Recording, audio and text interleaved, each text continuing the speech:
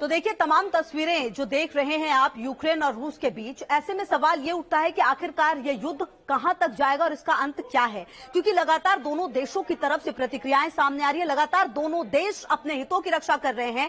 ऐसे में अब कहा यह जा रहा है कि एटॉमिक वॉर हो सकता है। क्या कुछ इसके मायने हैं? आने वाले समय में इसका क्या असर पड़ेगा? पूरी रिपोर्ट देखिए।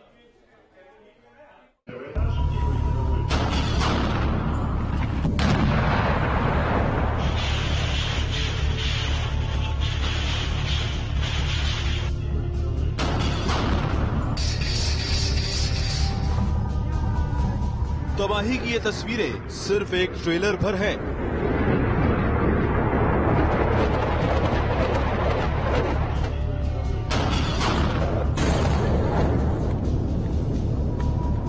जंग नहीं थमी तो हालात वो होंगे जिसके जिक्र से भी मानवता कांप जाती है।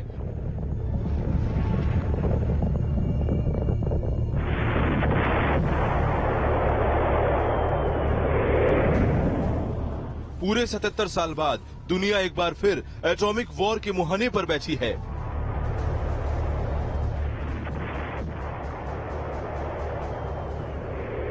पुतिन एटम बम का सायरन बजा चुके हैं। रूसी रक्षा मंत्रालय ने दावा किया है कि रूस की नॉर्दर्न और प्रशांत पैसिफिक बेड़े की सामरिक मिसाइल कमांड को अलर्ट पर रखा गया है।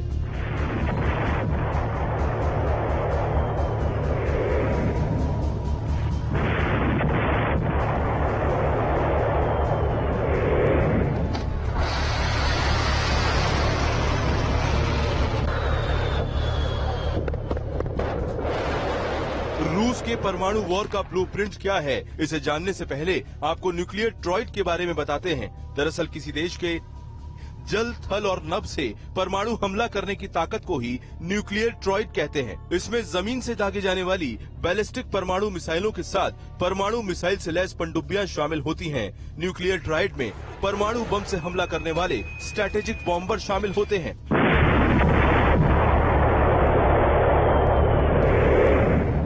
न्यूक्लियर ट्राइड से संपन्न देशों के पास दुश्मन पर तुरंत परमाणु हमला करने की क्षमता होती है।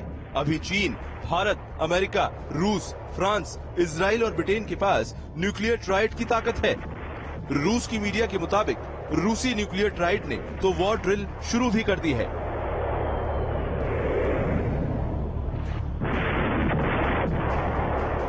रूस की न्यूक्लियर फोर्स हाई अलर्ट पर है। एटमी कमांड वाली यूनिट की छुट्टियां रद्द कर दी गई हैं। न्यूक्लियर डिटरेंट फोर्स बेहद खतरनाक दस्ते में से एक है।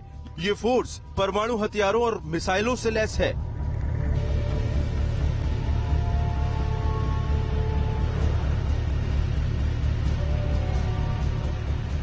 यूक्रेन के खिलाफ रूस का साथ दे रहे बेलारूस में न्यूक्लियर कमांड की तैनाती की खबरें हैं। मतलब परमाणु हथियार तो रूस के होंगे, मगर लॉन्चिंग के लिए बेलारूस की धरती का इस्तेमाल हो सकता है।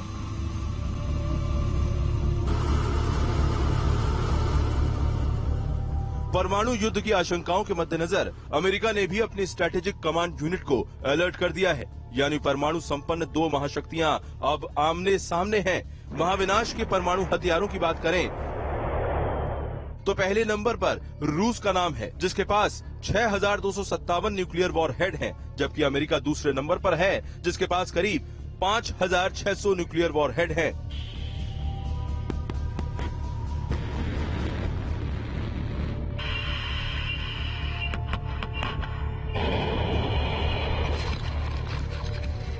रूस की न्यूक्लियर डिटरेंट फोर्स में शामिल परमाणु मिसाइलें और बम तभी हमला करेंगे जब उसे लॉन्च ऑर्डर मिलेगा, लेकिन इसे एक्टिव मोड में डालकर ही रूस ने दुनिया को हिला दिया है। परमाणु क्षमता से लैस मिसाइल ताकत के मामले में रूस ज्यादा ताकतवर है, क्योंकि अभी तक अमेरिका के पास रूस की उन परमाणु मिसाइलों का तोड़ नहीं है जो दुनिया के किसी भी डिफेंस सिस्टम को चकमा दे सकती हैं।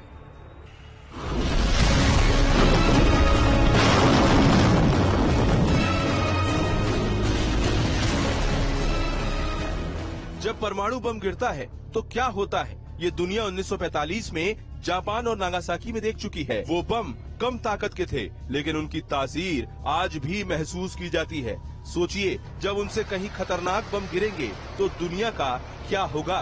Team news nation.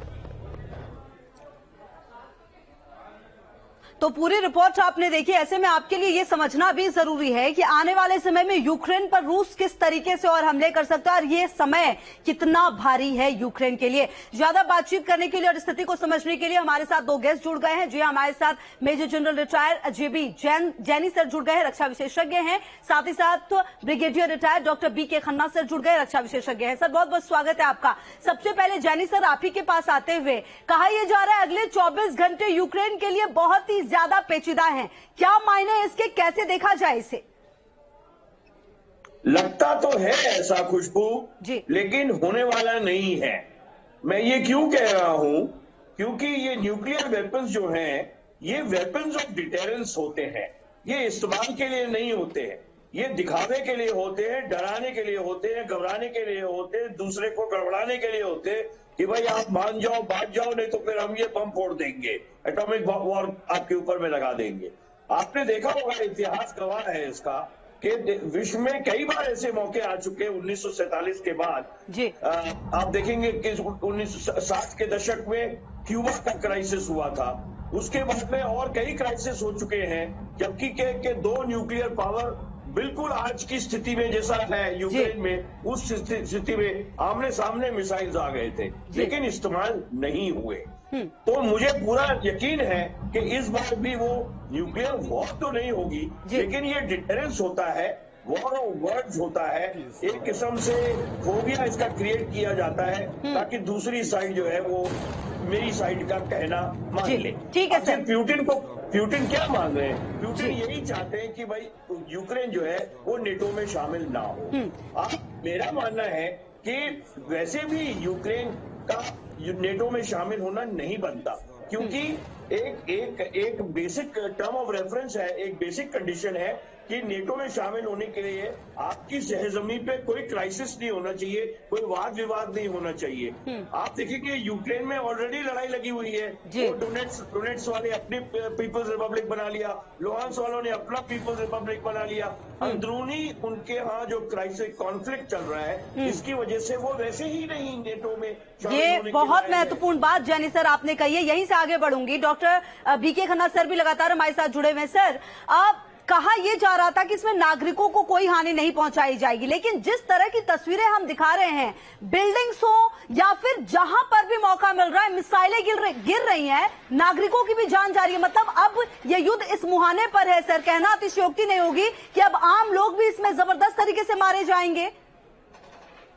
ये दो मेजर जो है टाउन्स है वहां पर, एक तो जो कीव और खार्किव, दोनों के ऊपर जो है हमला किया जा रहा है मिसाइल से, और वो जो है रिहायशी एरियो के अंदर है, वहां पर कोई सैनिक थोड़ा बैठते हैं, वहां पर तो जो है आमतौर पर सिविलियन ही है वहां पर। तो ये कहना कि मतलब जो है सिविलियन को हम टारगेट नहीं कर रहे हैं, तो ये किसको टारगेट कर रहे हैं अगर वो जो है रिहायशी इलाकों के अंदर जो है बम्बार्डमेंट हो रही है, जैसा कि तस्वीरों के अंदर आ रहा है। तो मेरा ख्याल ये जो है सिर्फ अपने लोकल वहां पर जो रशिया के अंदर भी काफी इस टाइम के अंदर हैं लोग जो चाहते हैं कि बार ना हो, ये उनके कंजम्पशन के लिए बेसिकली, बट अदरवाइज ये किसी को एक्सेप्टेबल नहीं होगा, किसी को एक्सेप्टेबल नहीं लगेगा। जी बिल्कुल। चलिए सर, बहुत महत्वपूर्ण बात कह रहे हैं आप दोनों, लगातार हमारे साथ बने रहिए। देखिए बेहद महत्वपूर्ण है जो एक एक तस्वीर सामने आ रही है, मतलब साफ है कि अब ये युद्ध उस मुहाने पर पहुंच गया है जहां पर